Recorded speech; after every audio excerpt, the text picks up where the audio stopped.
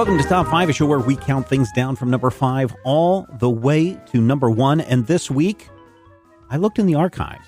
I could have swore that we've done this one before, but nowhere can I find in our RSS feed, the official feed of the Top 5 podcast, can I find that we have done the top 5 movies of the 1950s. So we're going to do that this week, Rodrigo. Oh, nice. Yeah. I mean, eventually we're going to get them all. We got to do the 40s, the 30s, and the 20s still. Oh, okay. And then by the time we finish that up, we should be able to do one for the 2020s. The 2020s. Yeah, so that's our next one, because we're all caught up to the 2010s. Okay. But so the next group will be the 2020s, which should be interesting. Just like the 1950s. The 1950s was a year of huge explosion for cinema, both domestically and internationally, because internationally we were allowing in movies from Europe because of our censor boards, because of the Hays Code, because of the way that we had censors set up. The way to get around tricky topics was to do it internationally and bring those in. Also, in many cases, the fact that we were bringing in international movies to the United States was a way of helping to rebuild post-war Europe and post-war Japan. We also had the rise of major epic movies in the 1950s because of television competing with the movie theater. So I'm very interested to hear what you have in your top 5. And how about we begin with your number 5? Okay. My number 5 is a movie that I actually think about a lot. Like I it's been around obviously since the 50s, but I forget about it. And then if something reminds me of it, I just think, man, that movie is like so stylish and a little bit funny and doesn't have much else going for it, but man, is it stylish. And I'm talking about Sleeping Beauty. Oh, yeah. That's so I didn't put it on my list. It was something that I considered. I love Sleeping Beauty just from the design element alone. Just those backgrounds are so beautiful. Sleeping Beauty is just there's a clear like design aspect that's not just like make characters that are like appealing. There's all of these like sort of like curvy sharp lines all over it, like all over the characters, kind of reminiscent of like medieval tapestry kind of stuff.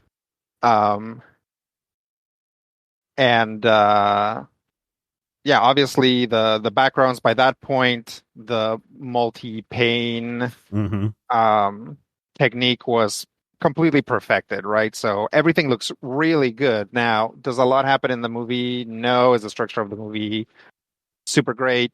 No, but it's definitely a feast for the eyes and ears, right? The songs are cute, and it just looks really excellent. Yeah, that angled stuff in the animation is really fantastic. And I think the reason why Sleeping Beauty stands out is because it's post-Cinderella, so everybody is already into that Cinderella phase. But this was the last Disney animated movie that was hand-drawn before the studio switched over to the Xerox process with 101 Dalmatians. And there are just a few scenes in Sleeping Beauty where they use the Xerox process, but for the most part, it's still all traditional hand-drawn animation. And I think that may be one of the reasons why people like to gravitate towards Sleeping Beauty. Yeah, it's art. Yeah, it is. Art. It really, really is. Good. I'm glad we're starting off on a good foot, Rodrigo, with your number 5, because my number 5 is one that starts off with death. We start off with the body of Joe Gillis floating in a swimming pool, and he's like, yep, that's me. I bet you're wondering how I got here. And so we do a flashback, and we find out about Joe Gillis and him trying to get away from people he owes money to. And he stumbles upon this old rundown mansion that he thinks he can hide in. But lo and behold, it is owned and still lived in by an aging film actress from the silent era, played by Gloria Swanson. Of course, I'm talking about Sunset Boulevard. And the somewhat, I don't know if you qualify it as a dark comedy, but there are certainly bits that are a little bit insane as Joe Gillis, played by William Holden, tries to deal with the insanity that is Gloria Swanson in this role. The movie starts with narrative from somebody who's already dead, so I would say I'd say it qualifies as a dark comedy, certainly. Yeah, so the whole relationship between Norma and Joe Gillis is fascinating. It's beautifully shot. It's a Billy Wilder film, so in the 1950s, Billy Wilder stuff is somewhat unpredictable. Sometimes it could be a screwball comedy, sometimes it could be a little bit more serious, but also that little hint of dark humor always in the background. So 1950s Sunset Boulevard makes my number 5. What do you have for number 4, Rodrigo? My number 4 is possibly it's a classic. It's something that is like immediately recognizable from the posters, from the any screenshots that you've seen of it. Um, Absolutely legendary practical effects and costuming. Creature from the Black Lagoon, Oh yeah, this is great. This is one of the horror movie. 1954. Yeah, gotta love the Creature from the Black Lagoon. Yeah, so the Gill Man, the Creature from the Black Lagoon, is I think to our eyes today doesn't look that great, right? But that's I think that's on like a very mild pass over it, because even right now, even for the time, there's some real artistry to the Gilman, to like the way that it's made. Also made by a lady. Yeah, I was going to say, I believe the costume is designed by a woman. So yeah. Yeah. So definitely, like, there have always been women behind the scenes in Hollywood doing excellent things, right? But we very rarely hear about them until much, much later. But yeah, Creature from the Black Lagoon, black and white, sci-fi, spooky monster movie, really created the archetype of the creature of that creature from nowhere, right? From like stories of cryptids. When you think about Universal monsters, yeah, you got your Draculas, your Wolfmans, your Dracula, Wolfman, Frankenstein, Frankenstein. All of those come from either full-on novels like Frankenstein and Dracula, or folklore like the Wolfman. The Creature from the Black Lagoon just got invented for this, right? Yeah. There's no, again, except for like some cryptids, there's no precedent for this. And I think it has become, when you think about those monsters, Creature from the Black Lagoon is there. The only one that's not there is the Invisible Man, because you don't know if he's there. He's there. He's always there. Yeah, he's just naked. All right, moving on to my number 4, also a sci-fi movie. And what's interesting is when we say the name Leslie Nielsen, most people think of the comedies that he's been in later in his life. But in his early career, he was a leading man, a straight man, in many of his roles. And one of the roles that he is remembered for is a sci-fi classic, Forbidden Planet from 1956.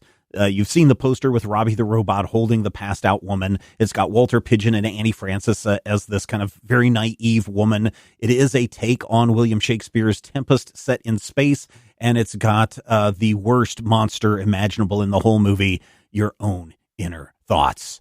It is a really cool kind of sci-fi. I mean, sci-fi movies have already been around for a while. People have gone to the moon, but this is the one that used, really big special effects for the time. It used a lot of really cool rotoscoping stuff for the monsters from the id, and just really a cool look throughout the piece. And if you want to see Leslie Nielsen as the romance man, the kind of the lead man in this thing, you definitely need to watch Forbidden Planet. It was shot in, I want to say it was shot in CinemaScope, and it was shot in, I forget what what color film it was, Eastman Color. And so the colors in this pop out. They're super saturated. And even though a lot of the sets are painted, a lot of the sets are matte paintings, the set only goes as far as the back of the warehouse.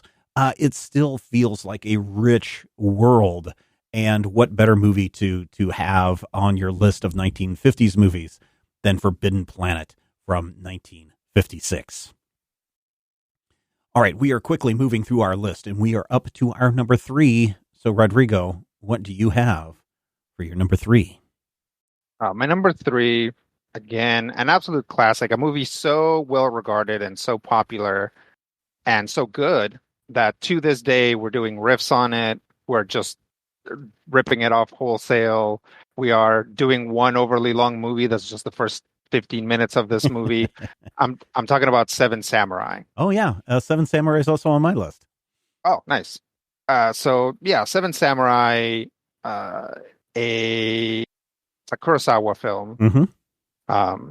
So it's got those wipes. Actually, I don't remember if this one has wipes or not, but it probably does.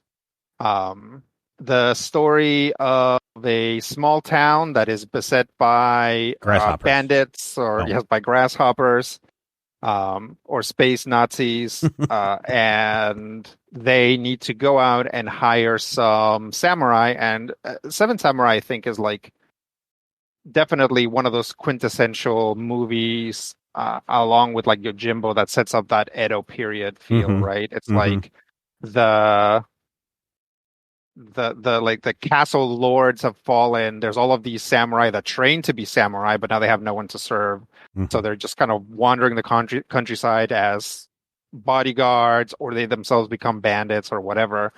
And it just like set that up so well that, again, to this day, we're still doing Edo period stuff. Yeah. Look at Shogun. So, It's really big on Hulu right now. yep, So we're getting absolutely. right in So, there.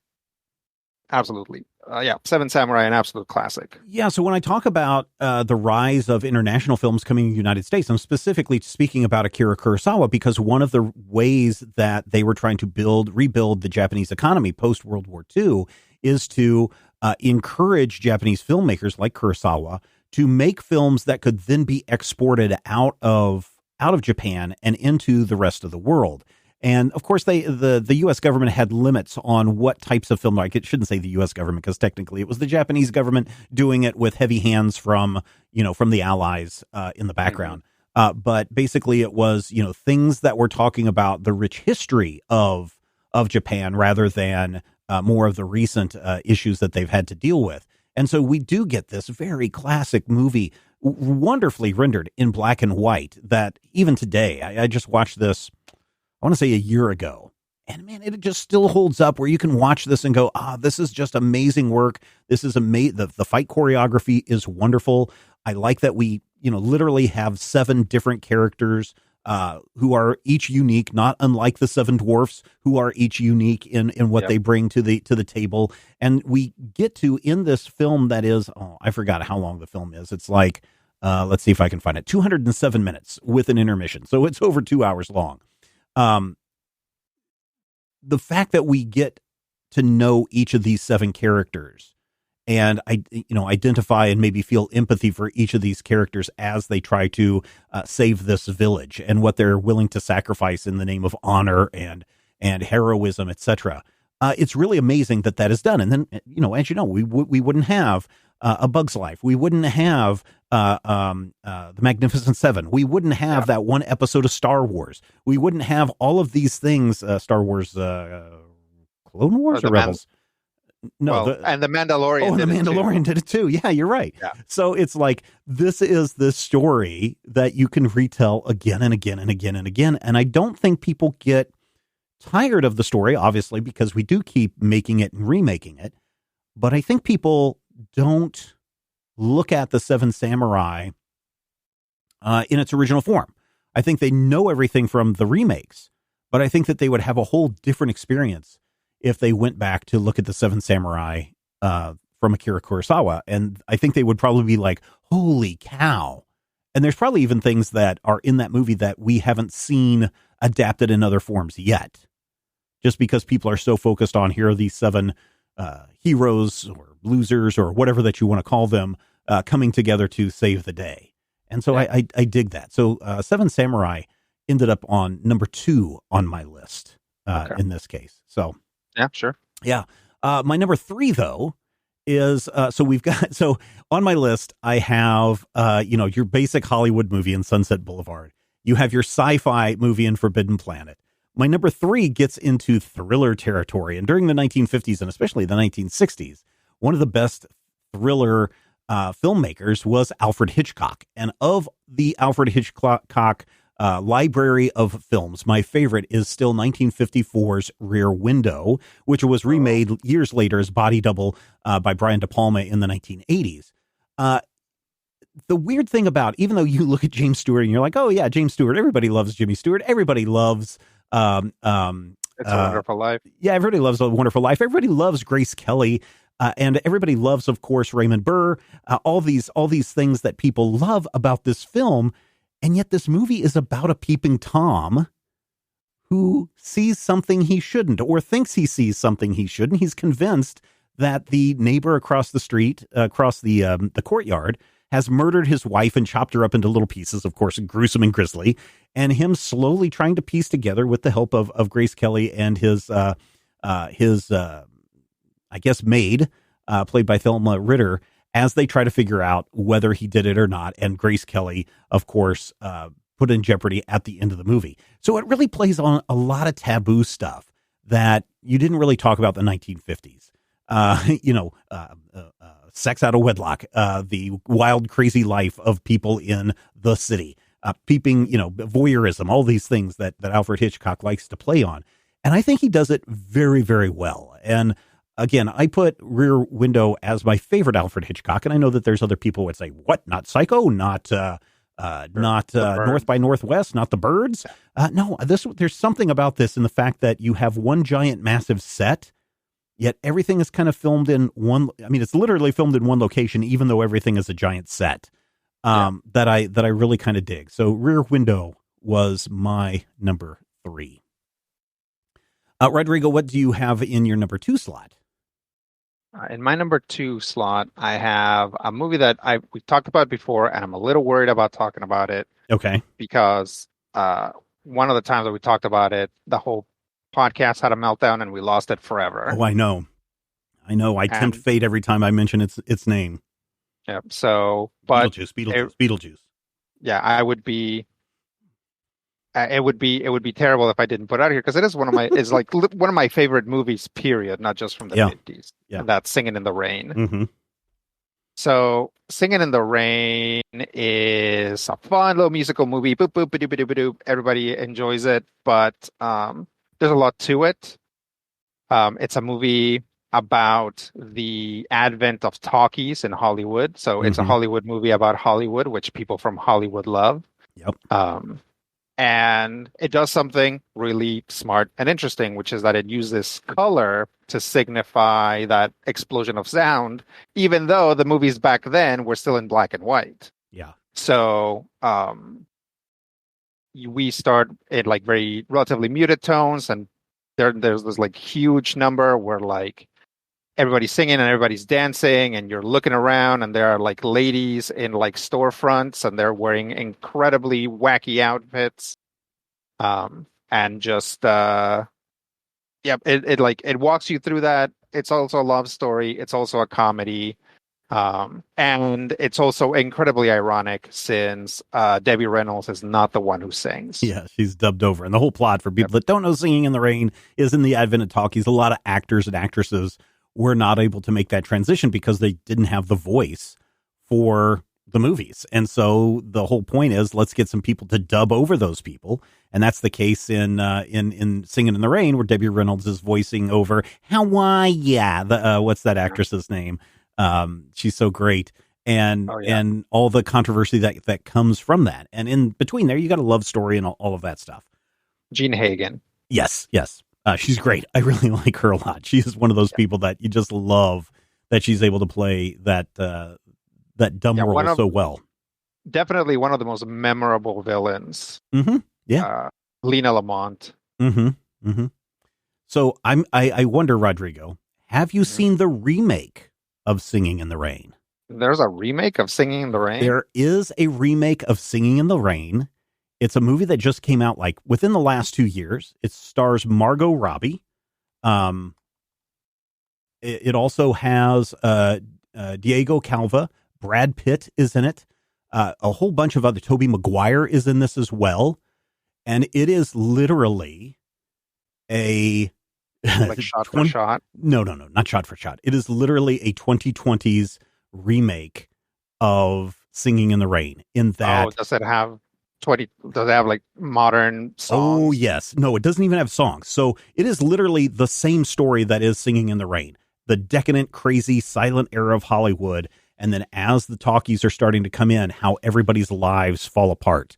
And the stories that they tell of the two male leads and the Margot Robbie lead, and how their lives slowly fall apart, is at one point, literally while I'm watching this movie, I'm like, this is like the plot of Singing in the Rain. And then in the very last act, years later, when the Diego, his character, is much older and he's had to run away and flee to Mexico because of some things that he did, he comes back and he sees that there's a movie playing called Singing in the Rain. And he goes in and he watches it and he's like, oh my God, this is our story. I can't believe they've taken our story and turned it into Singing in the Rain. So there's both a remake and a meta on top of a meta commentary that goes on in Babylon. I will say this for people. There is a lot of sex, drugs, and there's like, if you want to see an elephant take a dump on a guy, that happens in the first 10 minutes of the movie, maybe even sooner in the movie. If you want to see people just going crazy with drugs, they bring in they don't name names. That's the interesting thing about this. But Fatty Arbuckle, during a wild party in the 1920s, 30s, got a girl drunk, and he supposedly, as the story goes, tried to rape her. And because he was so heavy, he crushed her to death because he was so big. There is a little bit in the first act that is all about that as well. So it is an interesting movie to watch. It is the polar opposite because of Singing in the Rain is bright and happy and people dancing. Babylon, which is technically it's a remake or a retelling of the same story that you find in Singing in the Rain. It is dark and moody. It is like the 1960s Batman meets compared to Frank Miller's Batman. Wow. Even though it's the same story. So if you're up for it, if you can handle the level of sex and drug abuse that is in this movie, and Tobey Maguire plays a creep, serious creep. If you can handle that, I would encourage people to go check it out. I enjoyed it. It doesn't have a very high rating. It's like 57 on the Rotten Tomatoes meter, 7 out of 10 on the IMDb. But for a piece of film story about Hollywood that it is super fantastic from just that standpoint. Yes, it's going to turn a lot of people off, but I found it fascinating. So there you go. So while we've already talked about my number 2 is The Seven Samurai, I want to take a moment before we get into our number 1 and talk about this show and talk about how you, dear listener, can keep this show alive and well and going far into the future, maybe even bringing John back in as a regular on this show. And we can do that with support from fine listeners just like you. I know it sounds like it's that time of the year where everybody is asking you to come over and help support our shows. But really, a lot of podcasters rely on our listeners to continue our shows. And so right now we're asking you, dear listener, if you enjoy this show and you would like to see it continue through 2024 and beyond, then we're asking you right now to take a moment and head over to patreon.com/major spoilers. Check out what we have to offer as far as extras. We got bonus shows that come out each month, depending on what level you're at, anywhere from 4 to 10 different shows that come out each month for your listening pleasure, all exclusive to our Patreon. We have exclusive art, t-shirts, and a whole lot more depending on your funding level. And if you want to just kick us $2 a month, kick in $2 a month. If you want to do $5 a month, $5 a month is great. That's really what we're asking. If you find value in Top 5, if you're like, oh, I've never heard this movie Seven Samurai. What is it about? Samurai again? And how many of them are there? If you've never heard about that and you're like, thank you, Top 5, for introducing me to the Seven Samurai, then by all means, $5 a month. You can even pay a year in advance. So you don't have to worry about the month to month. You can just say, you know what, here's $60 for a full year. In fact, it's not even $60 if you do a full year. You get a little bit of a discount. So you're actually saving money when you pay once and the entire year is covered. Come on, help us out during this time. Help yourself out by becoming a patron today, a patron of the fine arts, the fine art of podcasting at patreon.com/major spoilers. All right, Rodrigo, we have reached our number 1s. And now I'm very curious what you have. Okay. My number 1 is the second Japanese movie on the list.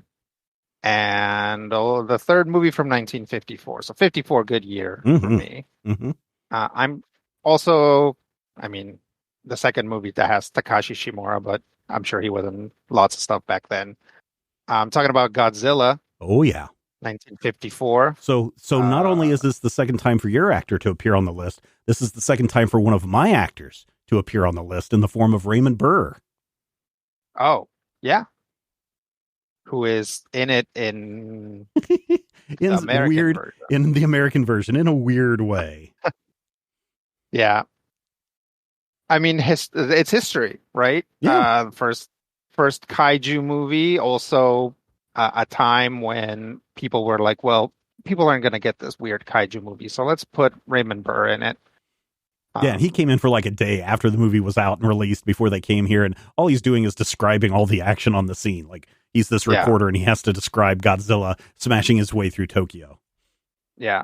So, if you've seen Godzilla -1, right? Godzilla -1 is a retelling of the original Godzilla. Mm-hmm. It's really good. It's really fun. It kind of recontextualizes some stuff, but the number one thing that it does for me, did for me when I watched it, was it uses the original theme from Godzilla, which is a fantastic piece of music. It's like do do do do do do do do do do do do. You know what I'm talking about? Yeah. It's tense. It's orchestral. It sounds huge. It really fits Godzilla. There's I think a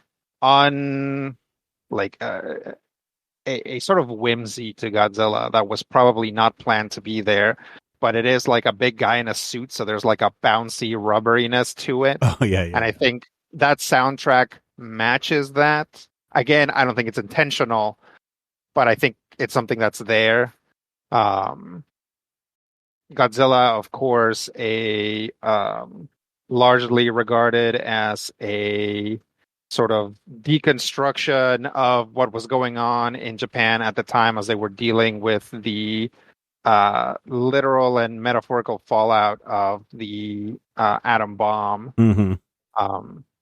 And you see it in people. I think I think when Godzilla made it to the West, people were not like Americans and Europeans were just didn't understand it. They didn't know what they were seeing. And you can see that to this day in the Godzilla adaptations, where Godzilla doesn't have that heft or that like huge emotional like power. And for me, it took watching Godzilla -1, which like sort of, because it's a modern movie, contextualizes it differently, for me to really get it like, oh, like what we're doing to Godzilla now is offensive. Oh yeah.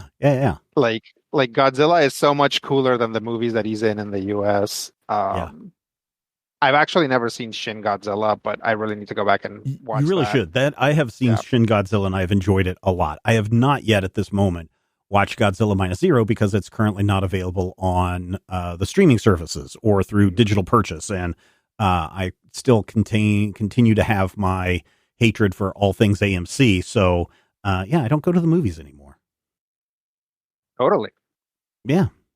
Here's the thing, though. I bet we could do a bonus episode as soon as Godzilla -1 comes out. Maybe we can do a bonus episode where we do a commentary like we did in the old days. Maybe we can do that with the support from our friends over at patreon.com/major spoilers. Just saying, something to look forward to. Mm-hmm. So you really like Godzilla -1? I really did. It's very good. All right. And you love the original Godzilla? Yes. Very good. Very good. It's interesting because my number one also has a creature that is destroying everything in its path. And it's, we get to the point at some point, I always wonder when, because I was traumatized by a lot of scary movies when I was a kid. It just was like, oh, you shouldn't have watched this. You shouldn't have gone and seen that space vampire movie when you were 12. That's probably not a good thing for you to see. I worry about that with my kids because I'm like, oh, should I show them Alien? Is that too much for them?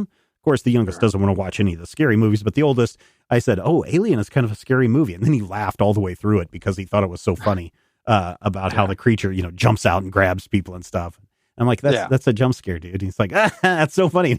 He was upstairs talking to his mom. It was like, and then it came out. It was like, blah. And anyway, I was probably 3 years old when I saw this movie for the first time on television, and it freaked me the heck out. Even though it's the silliest premise, right? You know, in the 1950s, especially 1958, we're trying to, you know, bring back good old America, whatever good old America is.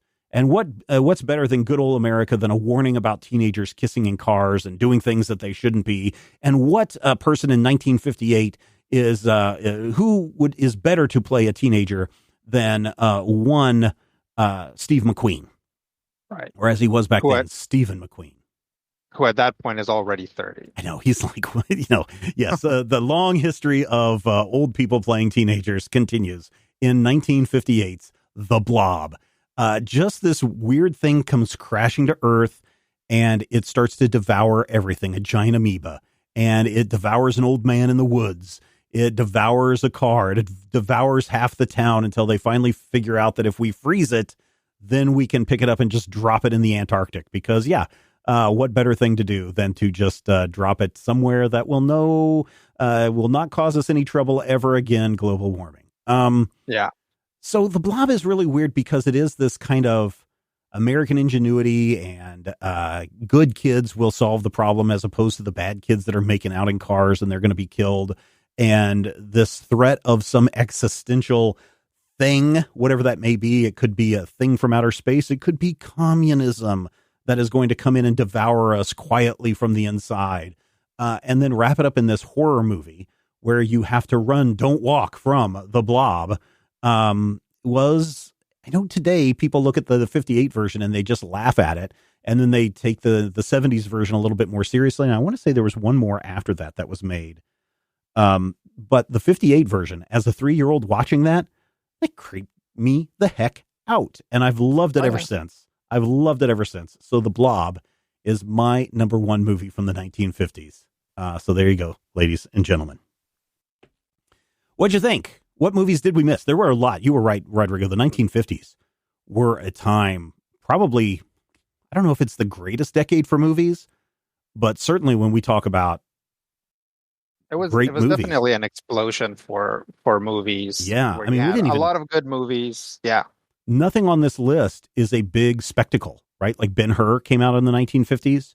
Right. The Robe. I forget what year the 10 Commandments came out. I think it was in the 50s. Yeah, I think that was also just the big, 1956, just the big biblical epics that came out in the 1950s. It was just crazy time to see all of this stuff. I don't think today you could have as many major movies that came out in the 1950s. I don't think you could do that today. And I know we look at movies like Avengers and Titanic and all these movies with $200+ million budgets.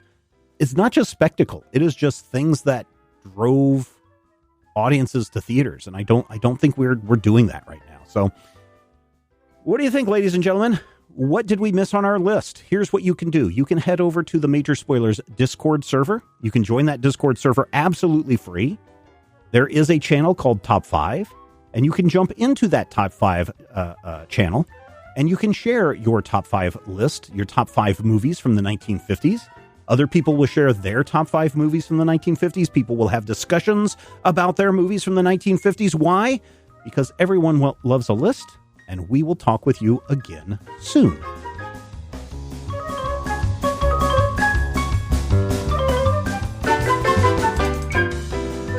This podcast is copyright 2024 by Major Spoilers Entertainment, LLC.